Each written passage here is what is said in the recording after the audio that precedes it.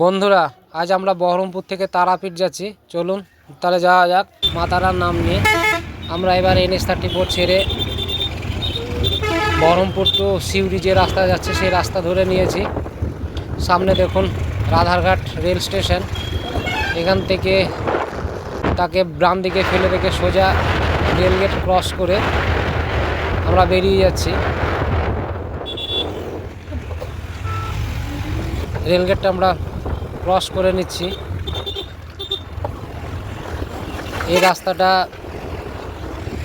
দিয়ে আমরা যাব। সামনে পেট্রোল পাম্প, এখান থেকে আমরা একটু পেট্রোল নিয়ে নিয়েছিলাম।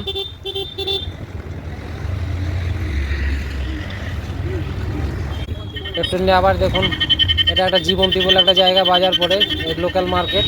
প্রতিদিন এখানে সবজি মার্কেট বসে। চারিদিকে আশপাশটা দেখিয়ে নিলাম। এখানে আমরা একটু দাঁড়িয়েছিলাম জলপানের জন্য। তো দেখুন আমাদের জলপান শেষ, আমরা আবার স্টার্ট করে দিলাম। সিউড়ি যে রাস্তাটা যাচ্ছে সেটা ছেড়ে দিয়েছি। এবার আমরা ভায়া গাঁতলা হয়ে শেরপুরের দিকে যাব। তো সেই রাস্তা ধরে নিয়েছি। এটা ছোট্ট একটা রাস্তা, চারিদিকে সৌন্দর্য সুন্দর। এটা স্থানীয় বাজার ক্রস করেছি। মহলন্দি বলে একটা জায়গা। দেখুন একটা স্কুল, নবপল্লী হাই স্কুল। এটা ক্রস করে নিয়েছি। এটা আবার দেখুন ব্রহ্মানির ওপরে একটা ব্রিজ। এই ব্রিজটা আমরা ক্রস করব। এই ব্রিজটায় শেরপুর টু বহরমপুর যে রাস্তাটা যাচ্ছে এটাই শর্ট রুট। এই ব্রিজটা হয়েছে, আগে ছিল না। ইদানিং এই ব্রিজটা হওয়াতে বহরমপুরটা অনেকটাই শর্ট হয়ে গেছে। ভায়া পলসন্ডা হতে যেতে গেলে ডিস্টেন্স অনেকটাই বেড়ে যেত, তাই অনেকেই শর্ট রুটটা পছন্দ করে। আমিও শর্ট রুট নিয়ে নিয়েছি। দেখুন ব্রিজ থেকে নেমে পড়েছি। সামনে শঙ্করপুর বলে একটা জায়গা। দেখুন শঙ্করপুর হাই মাদ্রাসা ডান দিকে, রাস্তার ডান দিকে পড়বে, রাস্তার ডান দিকেই পড়বে শঙ্করপুর হাই মাদ্রাসা। তো এটাও গ্রামের মধ্যে দিয়ে যাচ্ছে রাস্তাটা। আমরা এবার শেরপুর ক্রস করে নিয়েছি।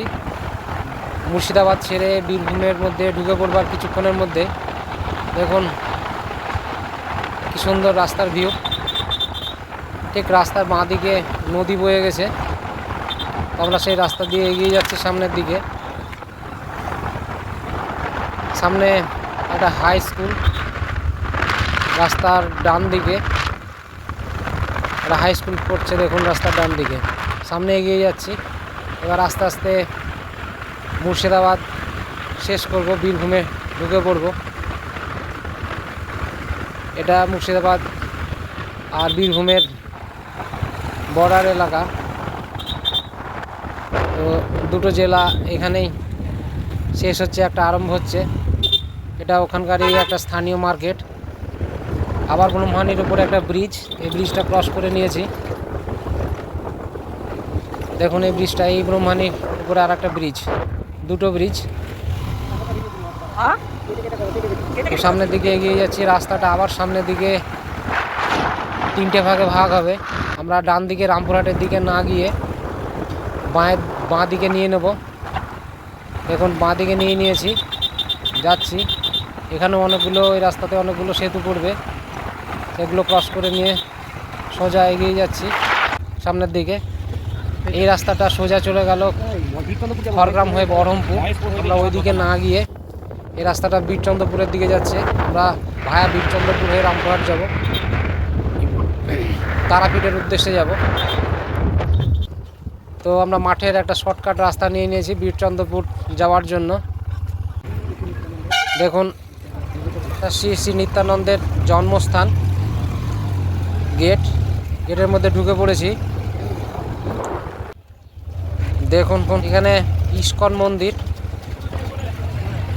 ইস্কন মন্দিরটা আমরা ভালোভাবে চারিপাশটা ঢুকলাম, দেখে নিলাম। দেখুন মন্দিরটা কি সুন্দর, অনেক লোকের সমাগম হয়েছে এখানে। এটা সকালের দিক, সকালের দিকেই আমরা গিয়েছিলাম। তো দেখুন এখানেও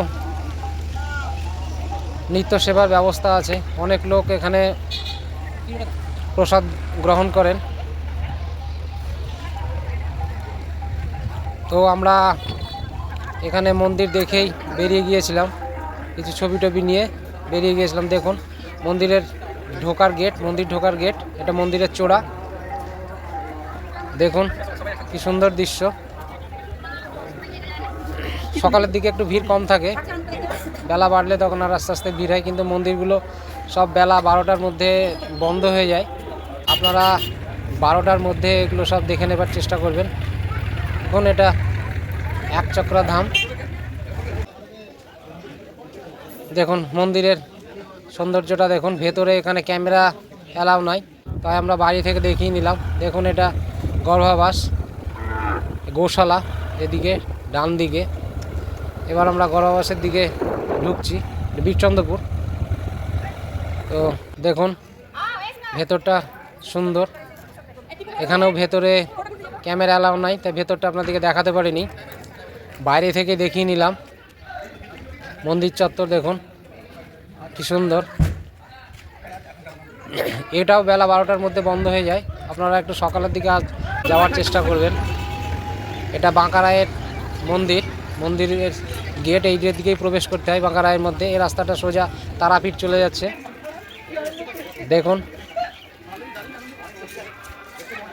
দেখুন এটাও কিন্তু ওই বেলা 12টার মধ্যে এই মন্দিরগুলো সব বন্ধ হয়ে যায়।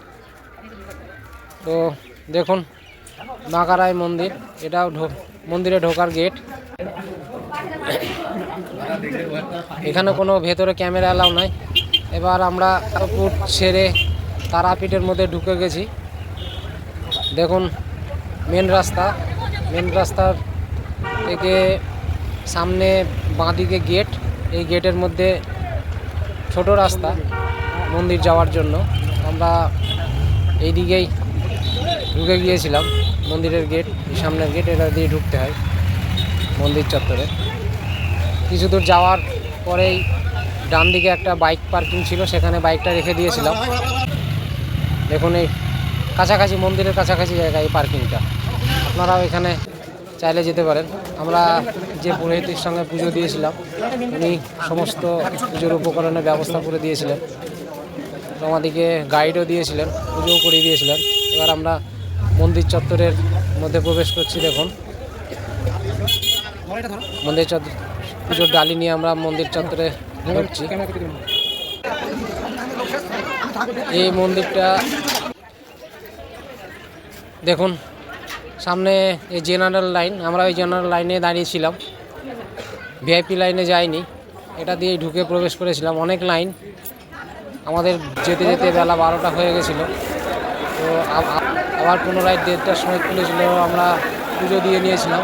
দেখুন এটার ভেতরে, মন্দিরের ভেতরে ক্যামেরা অ্যালাউ নাই, তো বাইরে থেকে আমরা মন্দিরটা দেখানোর চেষ্টা করেছি। সামনে দেখুন কত ভিড়, ভক্তের ভিড়। দেখুন এই তারামায়ের মন্দির। পুজো শেষে আমরা মধ্যাহ্ন ভোজন এখানে সেরেছিলাম। এখানে থালি সিস্টেম খাওয়া দাওয়া, আমরা 160 টাকা করে থালি নিয়েছিলাম, আনলিমিটেড সবজি, মাছ, ভাত। তো আমরা